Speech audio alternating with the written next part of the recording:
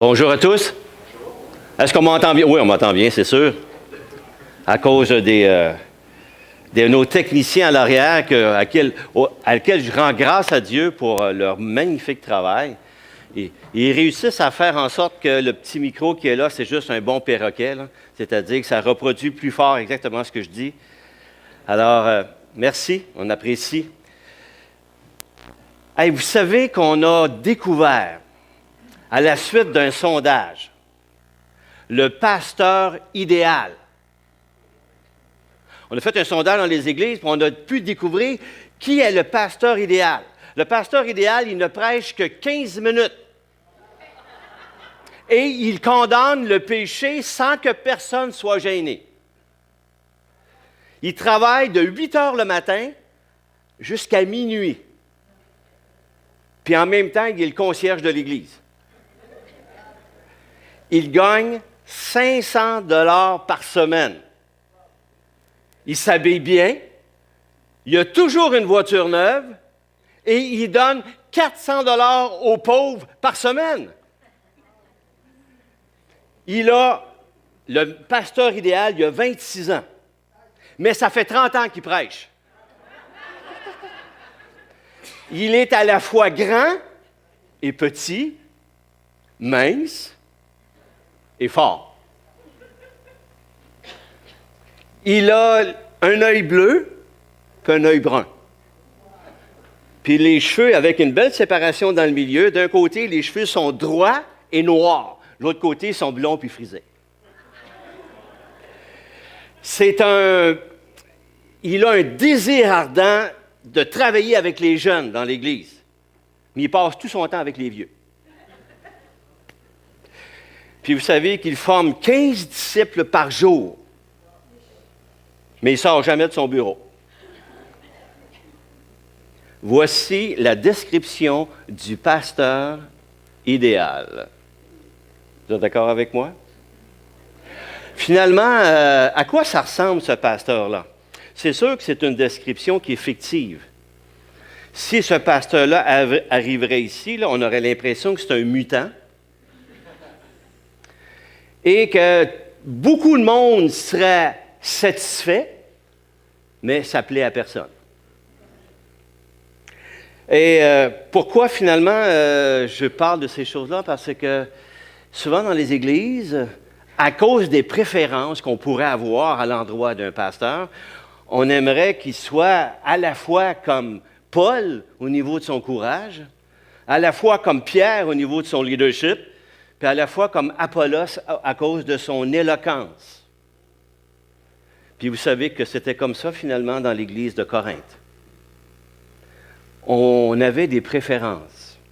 Et actuellement, maintenant, dans la série dans laquelle on est en train de voir, dans la première épître aux Corinthiens, c'était pour plusieurs leur vision, leur préférence. Moi, je suis de Paul.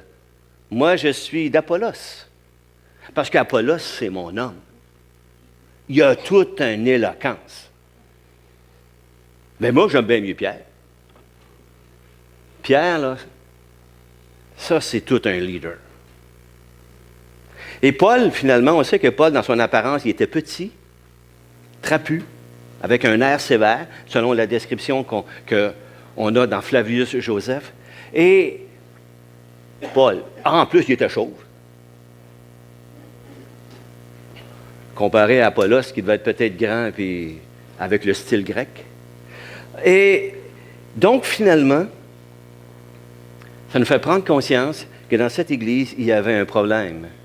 Non pas au niveau des leaders, mais au niveau de la perception qu'ils pouvaient avoir de ces leaders-là. Et la semaine dernière, au travers du chapitre 3, lorsque Marc-Olivier nous a parlé dans l'Épître aux Corinthiens, on a vu que finalement, tous les leaders de l'Église, tous les responsables, les serviteurs sont égaux. Sont égaux. Qu'il ne faut pas les considérer comme, si j'emploie le terme d'aujourd'hui, comme des gourous. Il ne faut pas les considérer comme des vedettes. Mais Paul est en train de leur dire, ils sont des serviteurs de l'Éternel. Simplement.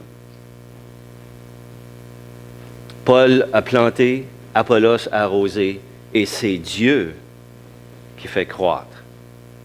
Paul et Apollos, on n'est pas plus grands puis plus importants l'un que l'autre. Et il termine à la fin du chapitre 3 en disant, ces personnes, ils ont été donnés à l'Église, ces serviteurs-là,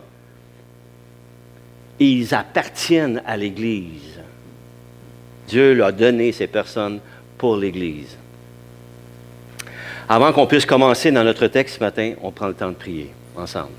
Seigneur, dirige-nous dans ce message ce matin, que l'on puisse voir ton cœur au travers ta parole, que l'on puisse voir qu'est-ce qu'il y a sur ton désir concernant ton Église, concernant les leaders. Et on te prie, grand Dieu, que dans cette perspective, qu'on puisse voir les gens autour de nous comme toi tu les vois. Alors Seigneur, dirige-nous, fortifie-nous dans ce message, et que ce qui pourrait sortir de ma bouche ce matin, Seigneur, je te prie que ça puisse être ton propre message pour ton Église. Alors, grand Dieu, bénis et sois fortifié en toutes choses. Sois grand, élevé en toutes choses. Amen. Je vous invite au début du chapitre 4 de la première épître aux Corinthiens.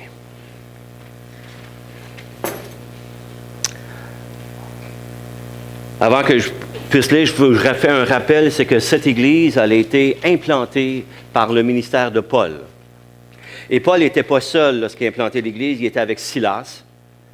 Et peut-être des premiers convertis qu'il a rencontrés, c'était Priscille et Aquilas, un couple. Et ensuite, et on voit tout ça dans le livre des Actes au chapitre 18. Et par après, Paul est parti à Antioche et ensuite il est rendu à Éphèse. Mais entre-temps, il y a Apollos qui est venu travailler ou œuvrer dans le ministère à Corinthe. Donc, quand on parle de leader de l'Église, Paul, Apollos, peut-être que Pierre a été visiter l'Église, on ne le sait pas. C'est peut-être pour la raison pour laquelle il y a des gens qui considèrent que l'un ou l'autre est meilleur que celui qu'eux considèrent comme préférence. Alors, voici le texte, on va regarder ça ensemble, à partir du verset 1. Ainsi, c'est Paul qui parle à l'Église, ainsi qu'on nous regarde comme des serviteurs de Christ et des dispensateurs des mystères de Dieu. Du reste, ce qu'on demande des dispensateurs, c'est que chacun soit trouvé fidèle. Pour moi, il m'importe fort peu d'être jugé par vous ou par un tribunal humain. Je ne me juge pas non plus moi-même, car je ne me sens coupable de rien. Mais ce n'est pas pour cela que je suis justifié. Celui qui me juge, c'est le Seigneur. C'est pourquoi ne jugez de rien avant le temps, jusqu'à ce que vienne le Seigneur, qui mettra en lumière ce qui est caché dans les ténèbres et qui manifestera les desseins des cœurs. Alors chacun recevra de Dieu la louange qui lui sera due. Qu'on nous regarde comme des serviteurs de Christ. Et le mot serviteur que l'on a utilisé ici en grec, ce n'est pas doulos, qui veut dire esclave, ou bien non diakonos, qui a le sens un peu plus près de serviteur. Mais c'est un mot qui s'appelle hyperetes, qui veut dire subordonné. Nous sommes les subordonnés de Christ. Ça veut dire qu'il met en évidence, Paul, la position de ces personnes par rapport à Christ. Christ est leur chef, Christ est leur maître. Nous sommes, ce que vous considérez comme, nous sommes les subordonnés de Christ. Ça met en évidence, comme je dis, leur position. Ils sont des assistants sous l'autorité de Dieu. Et il dit, en plus, nous sommes des dispensateurs. Les Grecs, lorsqu'ils entendaient le mot dispensateur ou intendant ou oikoinumos, pour eux, ça disait quelque chose. Un intendant, c'est quelqu'un qui avait une responsabilité chez un riche propriétaire, qui avait des serviteurs. Et lorsque le propriétaire de la maisonnée partait en voyage ou en affaires, il transférait le leadership de sa maisonnée à un intendant qui prenait soin de sa propriété et de ce qui appartenait au propriétaire. C'est ça un intendant. Quelqu'un qui avait une autorité déléguée pour prendre soin de ce qui n'appartenait pas à lui, mais de ce qui appartenait au propriétaire.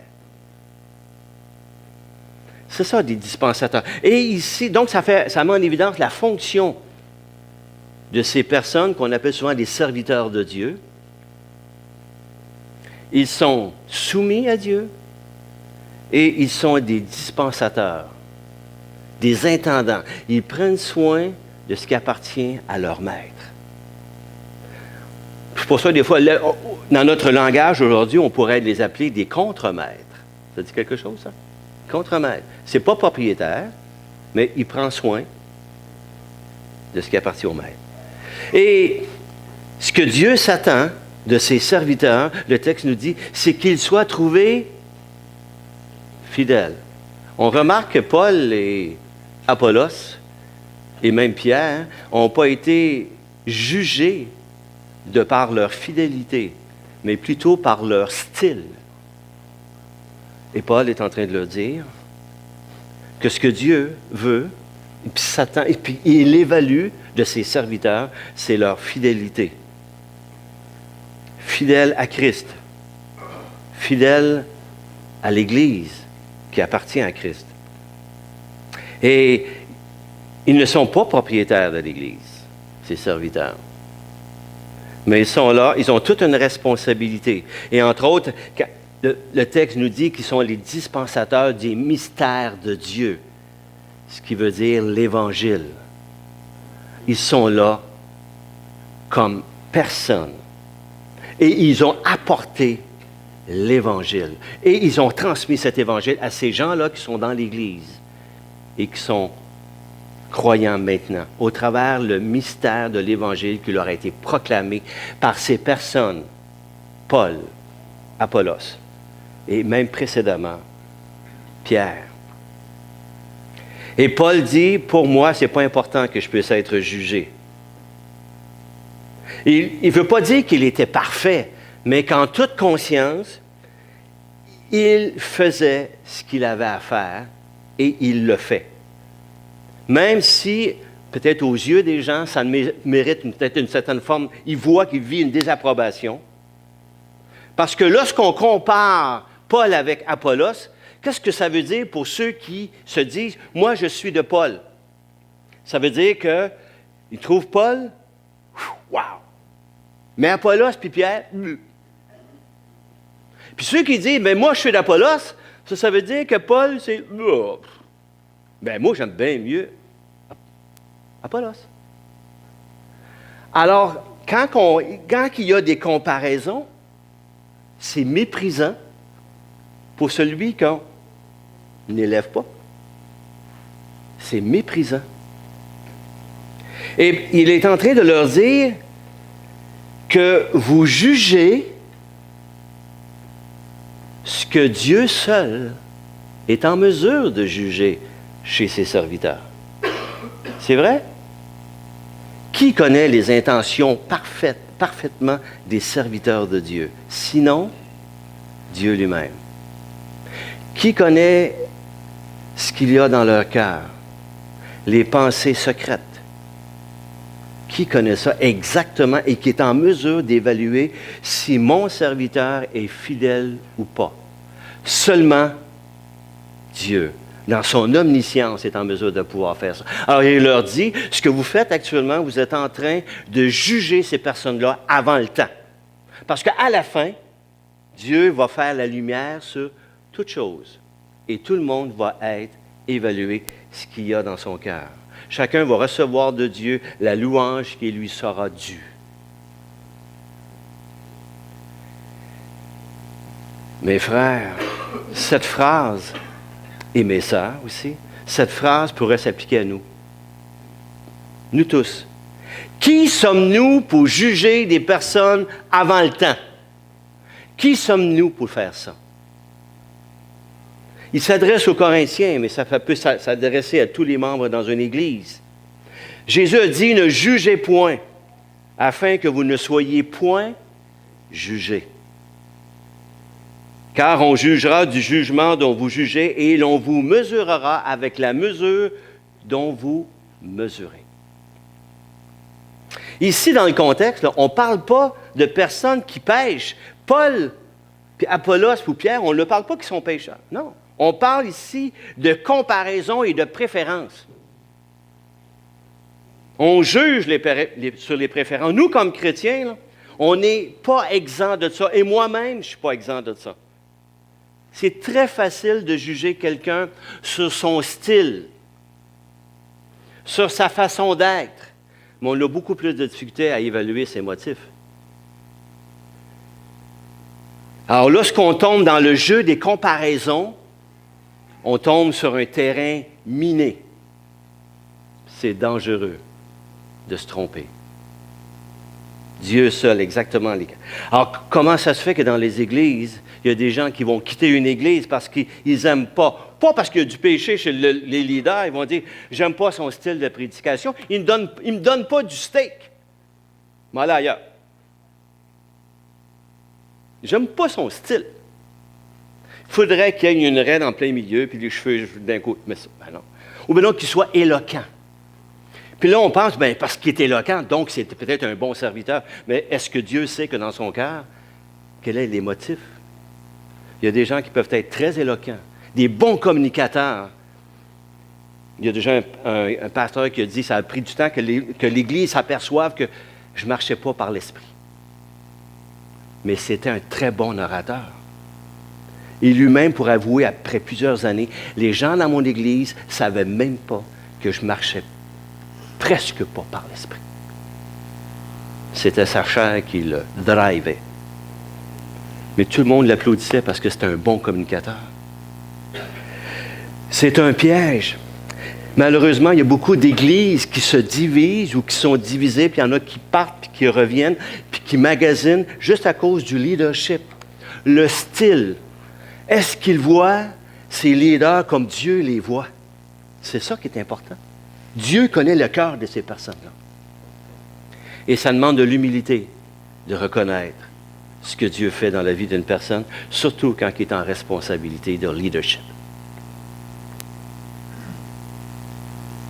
On continue dans le texte. Paul continue de parler. À partir du verset 6. « C'est à cause de vous, frères, que j'ai fait de ces choses une application à ma personne et à celle d'Apollos, afin que vous n'appreniez en nos personnes à ne pas aller au-delà de ce qui est écrit, et que nul de vous ne conçoive de l'orgueil en faveur de l'un contre l'autre. Car qui est-ce qui te distingue? Qu'as-tu que tu n'aies reçu? Et si tu l'as reçu, pourquoi te glorifies-tu? Comme si tu ne l'avais pas reçu. Déjà vous êtes rassasiés, déjà vous êtes riches. Sans nous, vous avez commencé à régner. Et puissiez-vous régner en effet, afin que nous aussi, nous régnions avec vous. Car Dieu, il me semble, a fait de nous, apôtres, les derniers des hommes, des condamnés à mort en quelque sorte, puisque nous avons été en spectacle au monde, aux anges et aux hommes.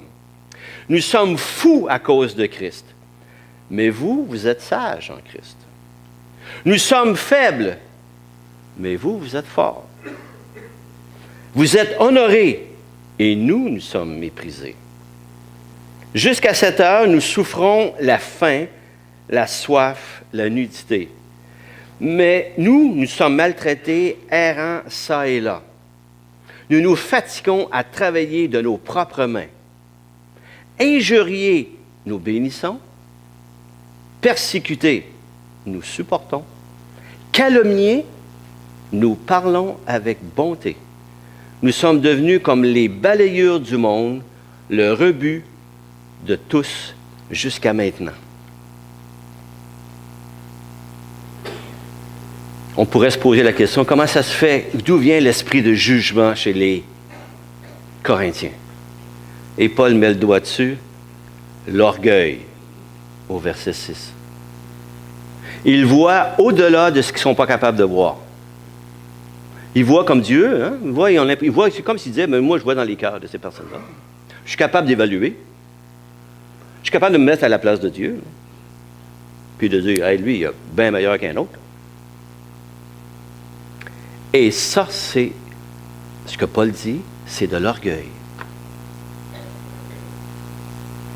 Les Corinthiens croyaient qu'ils avaient eux-mêmes quelque chose de merveilleux à cause des dons qu'ils possédaient. On voit ça au début du chapitre. Hein? Vous avez tous les dons. Et au chapitre 12 et 14, un peu plus loin, Paul met la lumière et il les ramène à la réalité. Ce que vous avez comme don, vous ne pouvez pas vous enorgueillir parce que c'est ce que vous avez, vous l'avez reçu. Ça vous a été donné. Et vous n'avez aucun mérite au don que vous avez. Fait, arrêtez de vous enorgueillir. C'est assez clair. Hein? Il parle à des gens. Là. Ouh, il a fondé cette église-là, lui. Là. Et là, il envoie cette lettre-là. Là. Ce n'est pas une lettre qu'il a dit, écoutez, c'est beau ce que vous faites là. Mais il ne parle pas nécessairement à toi, il parle à ceux qui se disent, ben moi, je suis d'Apollos. Mais il est en train de le dire, vous n'êtes pas originaire de ce que vous avez. Ça vient des autres. Et pour mettre en évidence leur orgueil, il utilise un ton assez ironique puis sarcastique. Ah, bien comme ça, vous autres, là, vous êtes déjà des parvenus. Hein? Vous êtes capable de juger, ça veut dire que vous êtes déjà rendu à la fin des temps, vous êtes déjà rendu dans les lieux célestes, puis vous êtes déjà en train de faire ce qui va arriver à la fin. C'est vrai, on va être dans les lieux célestes, mais là, vous êtes rendus là, vous autres. Comment ça se fait qu'on n'a pas... Nous-mêmes, on n'est pas rendus en même temps que vous? Il est en train de leur parler avec un petit sourire en coin. Tu te prends pour qui? C'est ça que ça veut dire, là. Qui es-tu un parvenu? Et il me semble me faire dire ça. Moi, je dirais, oh boy, non, je ne suis pas parvenu, je suis limité. Et c'est dans ce sens, non pas parce qu'il veut les ridiculiser, mais les interpeller. Il dit, comme ça, vous êtes riches. Comme ça, vous êtes déjà rassasiés, là. Vous êtes déjà rendu à la fin. Vous avez déjà commencé à régner avec Christ. Alors que, ben, il dit, si vous avez commencé à régner avec Christ, ben nous-mêmes, on devrait avoir commencé à régner avec Christ. Mais nous, ce qui arrive, c'est que nous, on est les derniers de tous. Puis là, il parle de ceux qu'eux appellent leurs vedettes. Il dit, on est les derniers de tous. Nous, on est dévoués à la mort, en spectacle. Et l'image qu'il utilise, quand il dit dévoué à la mort en spectacle, c'est que dans le monde romain, lorsqu'un général avait vaincu un pays et qu'il revenait en triomphe dans son cortège à Rome, il était en avant sur son char, puis tout le monde l'applaudissait. Puis la dernière partie du défilé, c'était tous ceux qui avaient été amenés comme prisonniers. Ils étaient tous enchaînés. Et tout le monde savait que ces gens-là qui étaient prisonniers puis enchaînés étaient condamnés à mort. Et ils étaient pour se retrouver dans l'arène, au Colisée, dévorés par les lions ou bien non tués par les gladiateurs en spectacle pour les Romains. Alors, quand ils disent ça, ils disent nous, là, moi, Paul, Apollos, Pierre, on est les derniers des cortèges. Alors que vous pensez que vous êtes en avant avec le général. Nous, on est en arrière. C'est là notre place. Et quand il fait cette image-là, ça rappelle l'humilité. L'humilité face à leur orgueil. Paul est tellement conscient que la gloire vient après la souffrance. Et c'est vrai que nous avons toutes les richesses spirituelles en Jésus-Christ. Il est vrai qu'on va se retrouver dans les lieux célestes. Puis on va être même appelé à juger. Mais pas tout de suite. À la fin. Et là, il continue. Il dit, nous sommes fous à cause de Christ.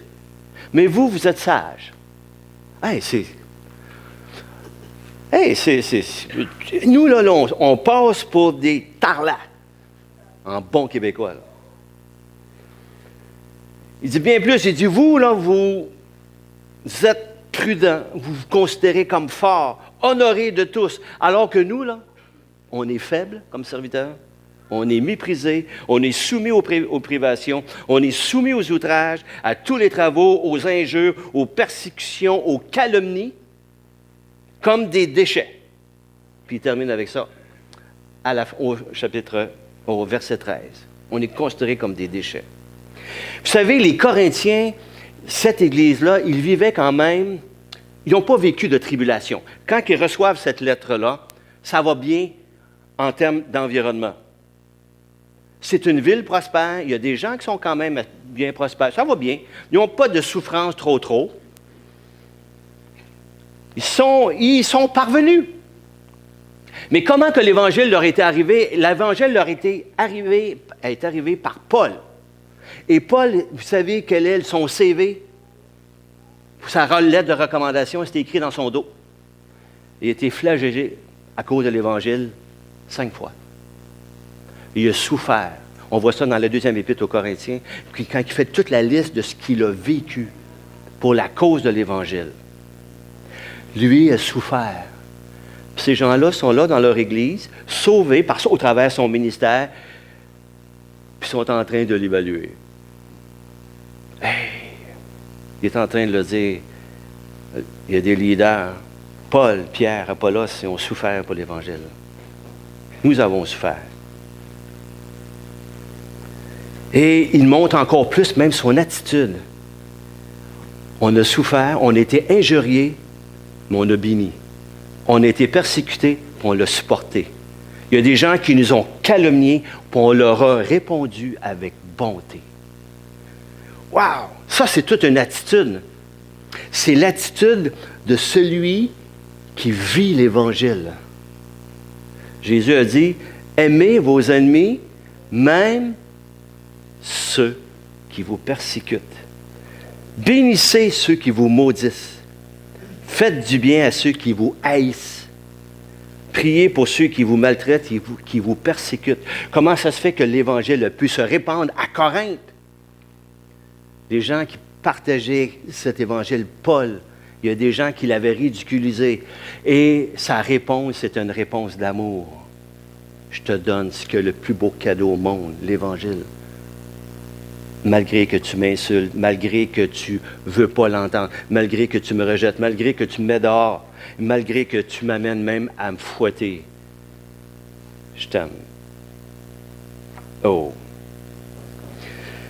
Par son exemple, Paul est en train de nous montrer à nous, l'Église, comment réagir face aux critiques qui sont injustes. Des critiques qui peuvent venir à la fois des non-croyants, puis à la fois des gens dans l'Église. Il y a un prédicateur, il y a plusieurs années, qui disait « L'armée chrétienne, c'est la seule armée qui tire sur ses soldats. Avec la langue. Et les paroles sont les balles. » C'est assez clair, hein? La seule armée, l'armée chrétienne, qui tire sur son monde. Et Paul, quelle est la façon de réagir? Paul, il réagit comme Christ a enseigné. Il répond par l'amour. Il aime. Il bénit, malgré qu'il est injurié. Et je vais vous dire une chose, c'est ça qu'on appelle vivre l'évangile du crucifié. Jésus a été crucifié et il a demandé à son Père de les pardonner. Wow! Et pourquoi cet évangile a été tellement puissant dans l'Empire romain? Parce que les chrétiens réagissaient d'une façon hors de l'ordinaire face à toutes les persécutions dans lesquelles on les plaçait. Ça ne se peut pas réagir comme ça. On leur fait mal, puis ils nous font du bien. On les injure, puis ils nous bénissent par leur parole. Paul continue dans son texte, verset 14. « Ce n'est pas pour vous faire honte que j'écris ces choses. » Oups! Ah. « Mais je vous avertis comme mes enfants bien-aimés. Car même si vous aviez 10 000 maîtres en Christ, vous n'avez cependant pas plusieurs pères, puisque c'est moi qui vous ai engendré en Jésus-Christ par l'Évangile. Je vous en conjure donc, soyez mes imitateurs. Pour cela, je vous ai envoyé Timothée, qui est mon enfant bien-aimé et fidèle dans le Seigneur. Il vous rappellera quelles sont mes voies en Christ et quelle est la manière dont j'enseigne partout dans toutes les églises. C'est comme si le ton change dans sa lettre. Il dit, ce que j'écris, ce n'est pas pour vous faire honte. Et il les appelle mes enfants bien-aimés. Parce qu'il est le père de cette Église. Le père spirituel. Par le message de l'Évangile, il y en a plusieurs qui ont dû être convertis au travers de son ministère, qui a duré au moins presque 1 an et demi au moins à Corinthe. Il les a engendrés en Jésus-Christ, dans l'Évangile, par son ministère. Il peut les dire que je suis votre papa, puis vous êtes mes enfants. Et ce que je suis en train de vous dire, je vous dis comme un papa, parce que je vous aime. Et il les exhorte à l'imiter, pas le limiter, à le regarder comme quelqu'un qu'ils doivent imiter. Lui qui imite Christ. On voit le cœur de Paul, un cœur noble, qui malgré que peut-être même de ses enfants, c'est-à-dire ceux qui sont dans cette Église, il y en a qui chialent et qui méprisent papa, le père spirituel qu'il est. Malgré tout ça, il continue de les aimer, de les encourager à l'imiter, justement là-dedans. Son amour est plus grand que la douleur qu'il peut ressentir. Et Paul est tellement en peine et en souci qu'il le renvoie à Timothée.